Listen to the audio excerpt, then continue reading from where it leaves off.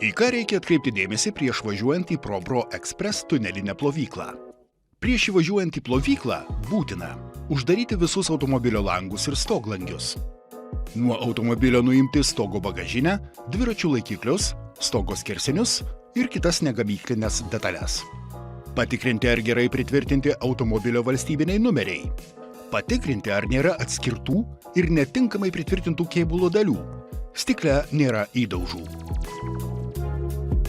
Esant pažeidimams negalime užtikrinti saugaus automobilio plovimo. Užlenkti visureigių, minivenų ir mikroautobusų veidrodėlius. Kitų lengvųjų automobilių veidrodėlius užlenkti rekomenduojame. Kaip elgtis įvažiavus į plovyklą? Prieš įvažiuodami į plovyklą išjunk valytuvus. Lėtai priekiniais ratais užvažiuok ant konvejerio. Įjunk laisvąją pavarą ir lėtai atleisk stabdžius.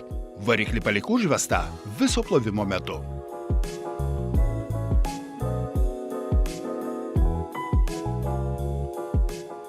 Užsidegus žaliam šviesoforo signalui, lėtai išvažiuok iš plovyklos.